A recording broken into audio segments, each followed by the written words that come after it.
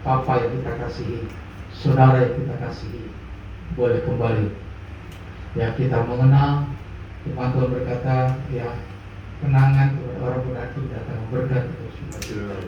Ya, puji Tuhan, saudaraku, siapa orang benar? Orang benar itu adalah saudara dan saya, orang-orang yang sudah dibenarkan oleh darah Kristus. Puji Tuhan, saudaraku, 1 tahun sudah berlalu, tetapi 1 tahun pula kita melihat bagaimana kasih kemurahan Tuhan, pemeliharaan Tuhan tidak pernah beranjak dari tengah-tengah keluarga di tempat ini. Ya, 1 tahun mereka boleh berpisah dengan kepala keluarga, dengan suami, dengan papa, tapi mereka tidak pernah berpisah dari kasih Bapa yang ada dalam Kristus Yesus. Kalau mereka ada sampai sore hari ini, itu pun karena kebaikan dari kemurahan Tuhan. Sumberlah Tuhanlah sumber kekuatan dan penghiburan kita. Injil Lukas pasal yang ke-7.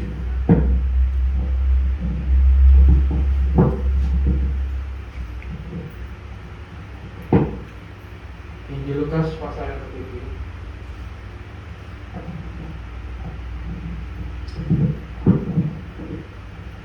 Mulai ayat 11. Perikopnya berjudul Yesus membangkitkan anak muda di Nain. Kemudian Yesus pergi ke suatu kota yang bernama Nain. Murid-muridnya pergi bersama-sama dengan dia, dan juga orang banyak menyertainya berbondong-bondong. Setelah ia dekat pintu gerbang kota, ada orang mati diusung keluar, anak laki-laki, anak tunggal ibunya yang sudah janda, dan banyak orang dari kota itu menyertai janda itu. Dan ketika Tuhan melihat janda itu, tergeraklah hatinya oleh belas kasihan. Lalu ia berkata kepadanya, "Jangan menangis." Sambil menghampiri usungan itu, ia menyentuhnya. Dan sedang para pengusung berhenti, ia berkata, "Hai anak muda, aku berkata kepadamu, bangkitlah." Maka bangunlah orang itu dan duduk dan mulai berkata-kata, dan Yesus menyerahkannya kepada ibunya. Semua orang itu ketakutan dan mereka memuliakan Allah sambil berkata, "Seorang nabi besar telah muncul di tengah-tengah kita, dan Allah telah melawat umatnya." Maka tersiarlah kabar tentang Yesus di seluruh Yudea dan di seluruh daerah dan sekitarnya. Bapak, Ibu, Saudara yang dikasihi oleh Tuhan, firman Tuhan menceritakan dalam perikop ini ada 2 rombongan yang bertolak belakang. Ya, yang satu adalah rombongan Yesus, yang satu lagi adalah rombongan sang janda. Kenapa saya katakan bertolak belakang? Saudara, saya percaya rombongan yang ada dalam rombongan Yesus adalah rombongan yang penuh sukacita, yang sakit disembuhkan, yang lemah dikuatkan, yang susah dihiburkan, yang bertanggungan berat diberikan kelegaan. Tentu yang kekurangan dicukupkan. Tentu mereka menjadi rombongan yang penuh kesukaan, penuh sukacita. Mungkin mereka dalam berjalan yang mereka berkata, "Haleluya, puji Tuhan," dengan kesukaan yang luar biasa. Dan firman Tuhan berkata, rombongan Yesus ini berjalan untuk masuk atau menuju ke kota Nain. Nah, waktu mereka berjalan, saudara, rombongan yang sukacita ini, saya katakan rombongan sukacita.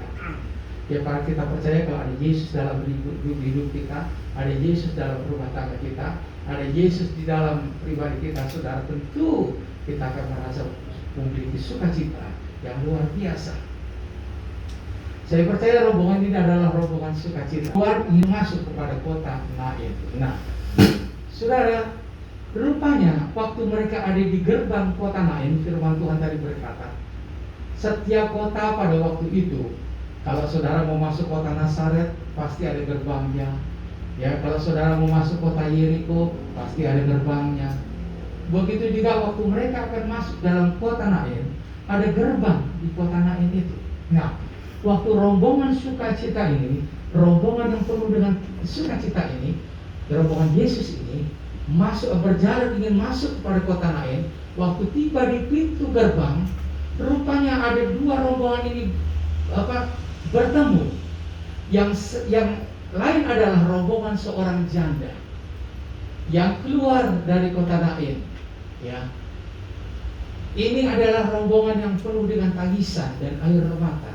Rombongan yang penuh duka cita. Kenapa? Karena rupanya ada seorang janda punya anak laki satu-satunya.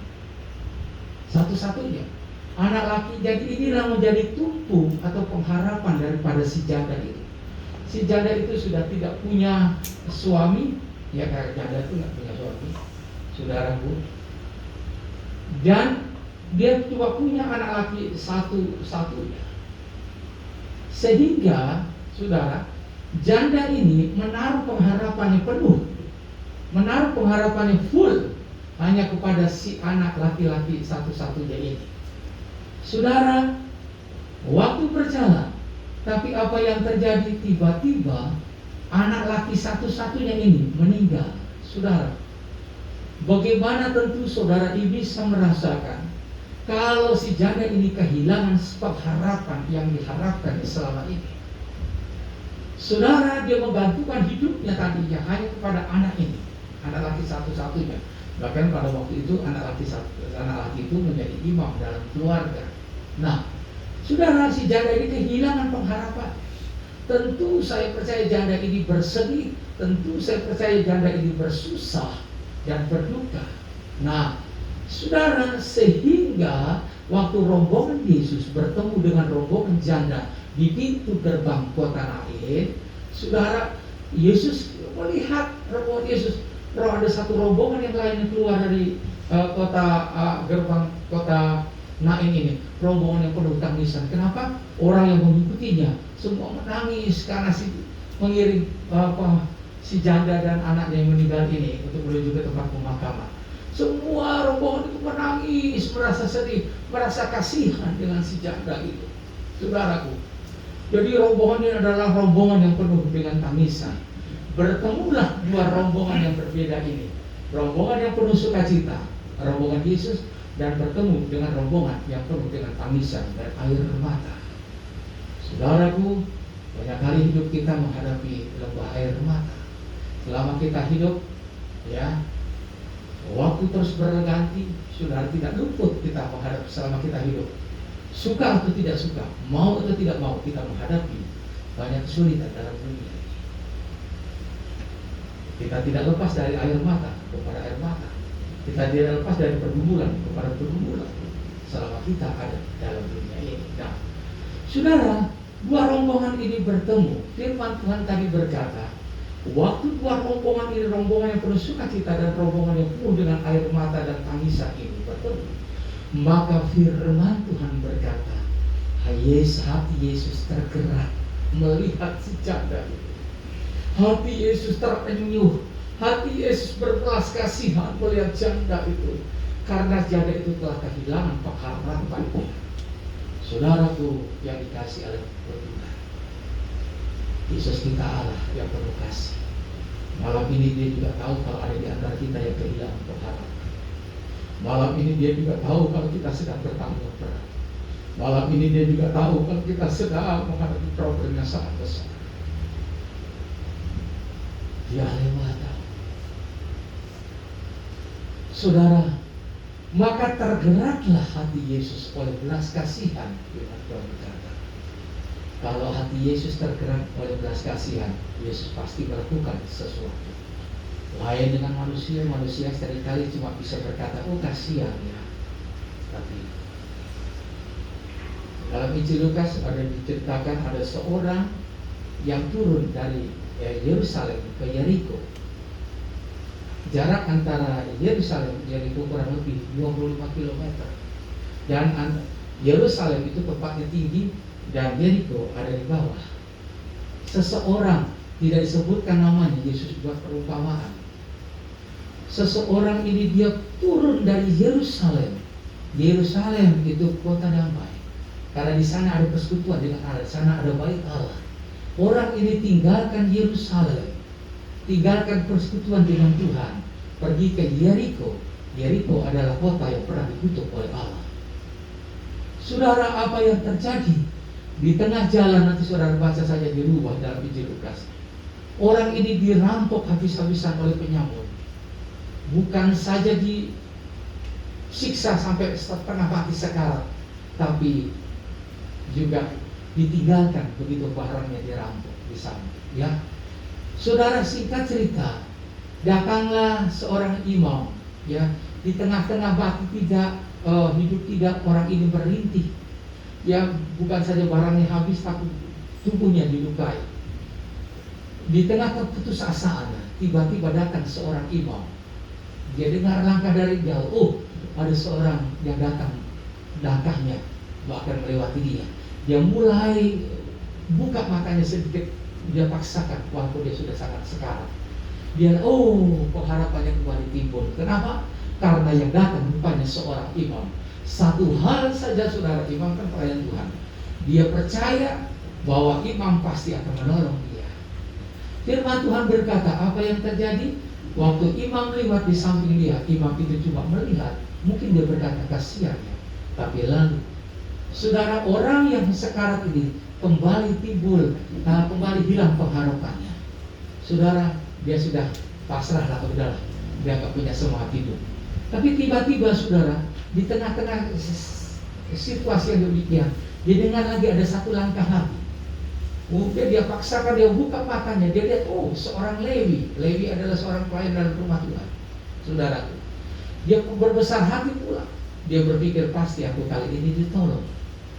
Nah, saudara, apa yang terjadi? Singkat cerita, orang Lewi cuma menoleh dari seberang jalan dan melewatinya. Orang ini tidak bisa berbuat apa-apa.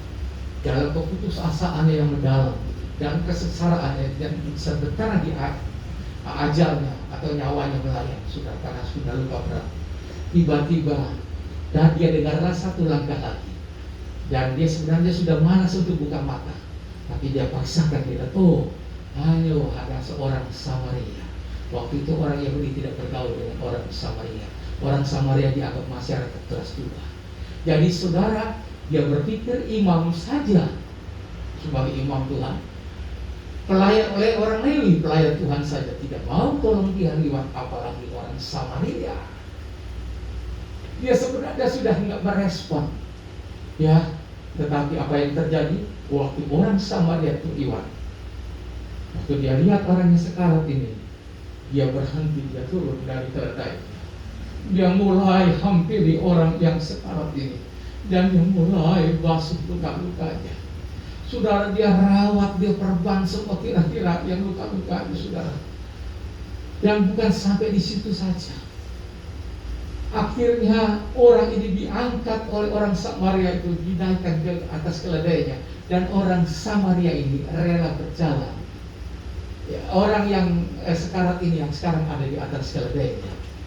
Bukan sampai di situ saja, tapi rupanya orang Samaria ini membawa ke tempat satu penginapan. Apa yang terjadi? Dia berkata kepada pemilik penginapan, rawatlah orang ini. Kali ini uangnya, andai kataku kurang, nanti aku kembali perjalanan lewat sini, aku akan lunasi. Siapakah orang Samaria itu? Itu adalah gambaran Yesus yang kita sembah, Yesus yang kita puja, Yesus yang kita percayai. Saudara, kasihnya begitu besar. Malam ini dia juga siap membalut setiap hati yang terluka. Malam ini dia juga siap mengangkat setiap orang yang berbeban berat, saudara. Nah, saudaraku, kembali dalam ayat pokok kita. Hati Yesus tergerak oleh belas kasihan. Waktu Yesus berbelas kasihan, bukan berhenti di sana, tapi dia langsung menghampiri rombongan itu. Dan apa yang dia lakukan? Yesus tahu sekali kesedihan si janda ini. Pusat kesedihan janda ini karena dia kehilangan anak lakinya itu satu-satunya. Sehingga Yesus menghampiri rombongan itu, dan Yesus berkata, pertama yang Yesus katakan, ibu, jangan menangis. Ibu, stop menangis. Ibu, berhenti menangis. Yang Yesus katakan, saudara, dia bukan saja merintah, dia akan menghapus setiap air mata, tapi dia melakukan sesuatu. Apa yang dia lakukan? Dihampiri usungan keranda mayat itu. Saudara, dia sudah taruh di bawah, dan dia mulai berkata, hai anak muda, bangunlah engkau.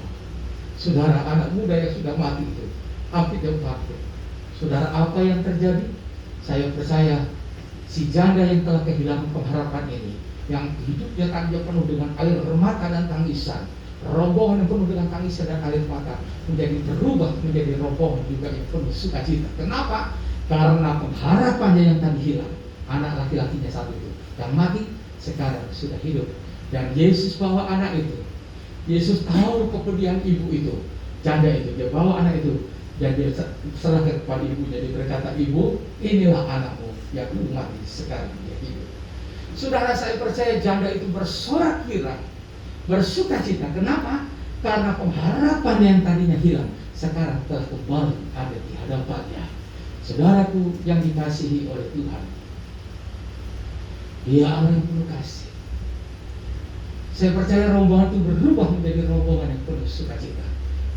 Mungkin malam ini mungkin sempat keluarga 1 tahun lalu kepala keluarga tinggalkan almarhum Bapak Herman Julius, tinggalkan istri, anak-anak. Mungkin pengharapan mereka sempat hilang. Mungkin pengharapan mereka sempat sirna, sebagaimana janda di kota lain. Tapi malam ini Dia akan nyatakan, Dia siap membangkitkan setiap pengharapan yang hilang malam ini. Dia siap sudah membangkitkan setiap putus asa, Dia berubah menjadi sukacita. Saudaraku, Dia siap mengangkat setiap beban. Ya, Dia rubah menjadi satu sukacita. Bapak Ibu, saudara dikasihi oleh Tuhan, kehilangan seseorang yang sangat dikasihi tentu tidak mudah. Ya, siapapun kita bersedih itu manusiawi. Tapi yang Tuhan mau kita tidak tinggal terus dalam kesedihan, karena kita punya pengharapan yang pasti, Yesus Kristus. Jadi kalau Dia rela memberikan nyawanya buat saudara dan saya, apalagi perkara-perkara yang lain, yang lemah Dia siap kuatkan, yang susah Dia siap hibur, yang terbeban berat Dia siap berikan kelegaan.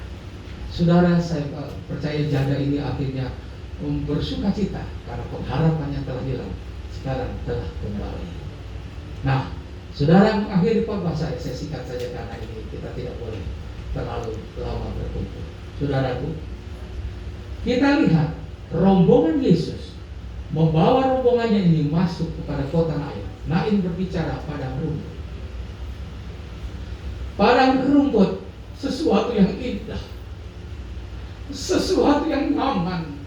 Daud pernah berkata, Tuhan adalah gembalaku, takkan kekurangan aku.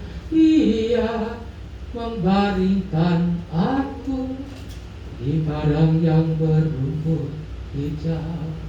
Nain juga menjadi gambaran tempat yang kekal Tuhan sudah siapkan, surga yang mulia. Kalau kita ada dalam rombongan Yesus, Yesus akan membawa kita untuk masuk pada padang rumput yang sesungguhnya. Inilah yang telah dialami, inilah yang telah dirasakan oleh almarhum pendeta Herman Julius. Perjuangannya melayani Tuhan, perjuangannya mengasihi Tuhan sejak dari masa mudanya tidaklah sia-sia. Sekarang Tuhan sudah bawa dia dan ada di padang rumput yang hijau. Tidak lagi tangisan dan air mata di sana, tapi hanya kesukaan dan kesukaan. Nah, saudara lihat, rombongan janda ini terbalik, bukan keluar masuk ke kota Nain, tapi dari Nain keluar. Saudara, tapi kalau rombongan Yesus dari luar dia bawa ke kota Nain. Nain berbicara, tadi saya katakan surga, berbicara pada rumput yang hijau. Tapi janda ini keluar tinggalkan Nain, saudara. Tapi syukurlah mereka bertemu Yesus. Rombongan itu kembali masuk ke kota Nain. Pengharapan yang hilang telah Tuhan pulihkan. Saudaraku, malam ini kita mengenal bagaimana kesetiaan almarhum, bagaimana dedikasinya almarhum melayani Tuhan. Jerih payahnya tidaklah sia-sia. Tuhan sudah bawa dia di padang rumput Nain yang sesungguhnya. Tidak lagi air tangisan dan air mata, tapi hanya kesukaan dan kesukaan. Apa yang kita pikirkan, apa yang kita sedihkan,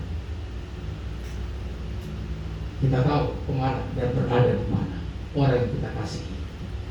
Dia ada di nain yang Tuhan, nain yang sesungguhnya yang Tuhan sudah siapkan. Jika kita yang ada dalam dunia ini, saudara, kita juga ingin masuk kepada nain yang sesungguhnya.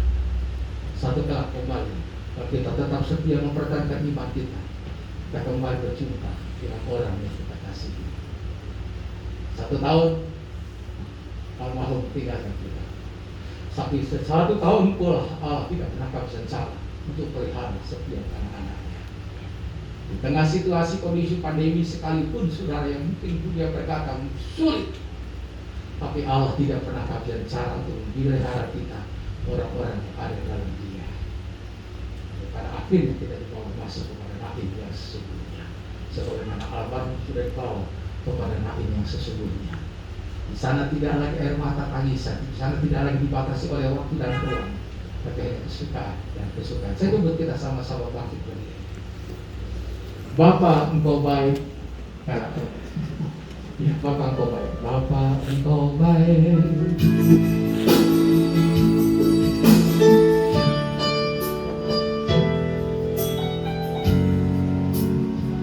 Saudara, sebagaimana Dia menghibur janda itu, membangkitkan anak muda, Dia akan bangkitkan setiap pengharapan yang hilang.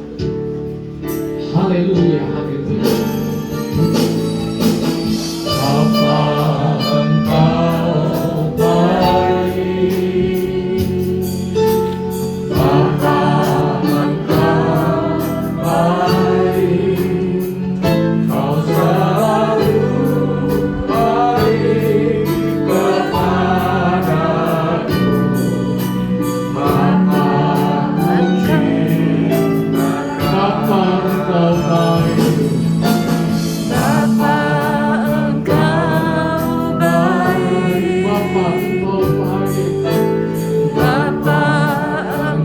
Bapa, Engkau baik.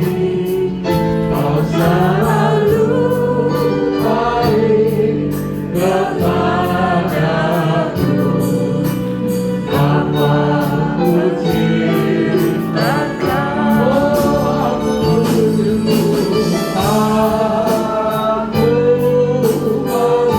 memujimu. Aku menyembahmu. aku menyembahmu. Nyanyi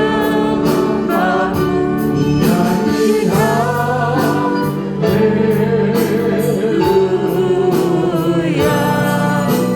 Bapa, Ciptakan. Saudara, di tengah situasi apapun yang kita hadapi, masihkah kita bisa berkata Dia baik? Di tengah situasi apapun yang kita alami, masihkah kita bisa berkata Dia baik? Yesus baik, Yesus baik, dan Yesus baik. Kebaikannya tidak akan pernah berakhir untuk saudara dan untuk saya, khususnya juga buat keluarga tempat ini. Kalau tidak keberatan, saya minta ibu rumah tangga Ibu Yuli bergandengan tangan dengan anak-anak. Kami akan berdoa khusus buat mereka. Bapa, Engkau baik. Pendeta Jimmy Nainggolan juga dibuka. Bapa, Engkau baik. Di hadapan Kau selalu baik kepadaku. Bapa, ku ciptakan.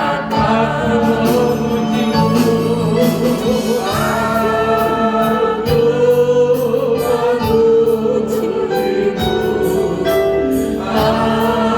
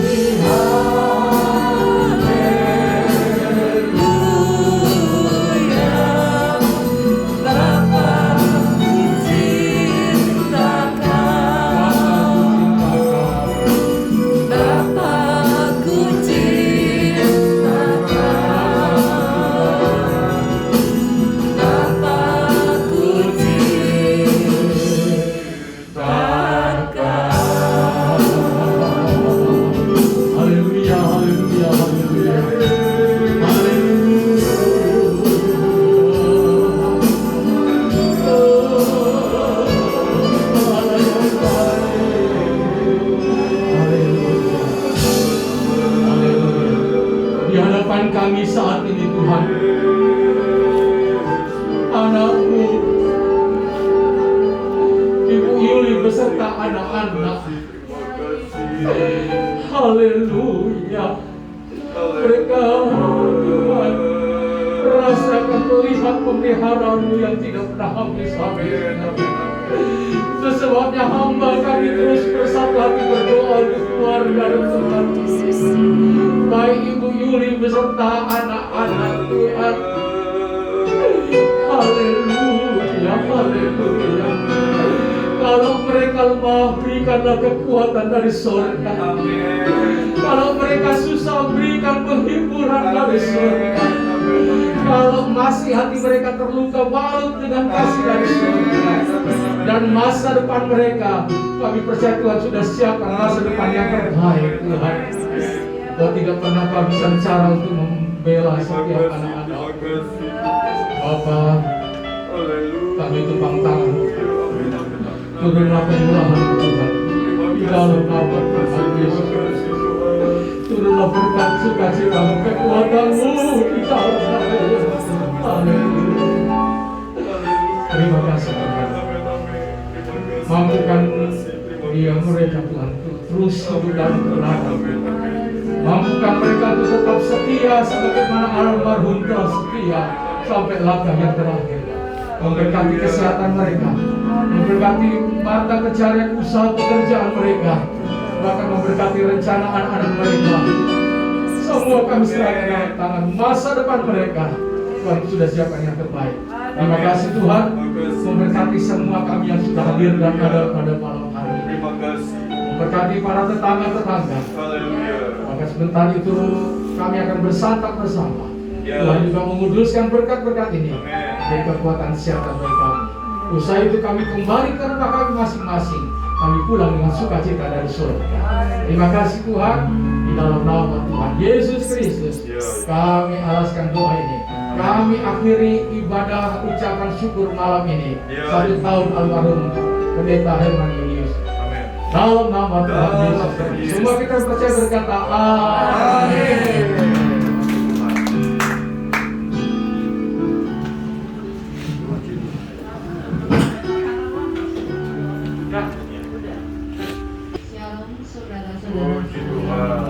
Shalom. Terima kasih buat kehadiran yang di tempat ini.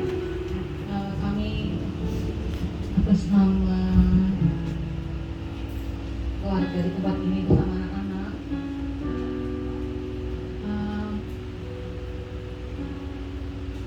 mengucapkan terima kasih yang tak terhingga walaupun dalam keadaan pandemi boleh membantu kami dalam doa untuk kekuatan buat keluarga kami.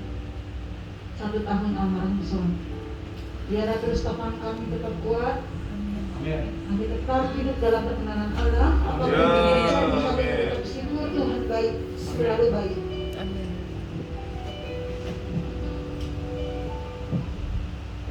Dan terima kasih pula pada saat yang setahun lalu, pada saat almarhum dalam perawatan, banyak doa-doa yang saudara-saudara support kami semua. Terima kasih. Kalau sebentar ada sedikit berkat, biar boleh kita bersama kadarnya dan doa berkat. Sudah. Terima kasih kehadirannya semua.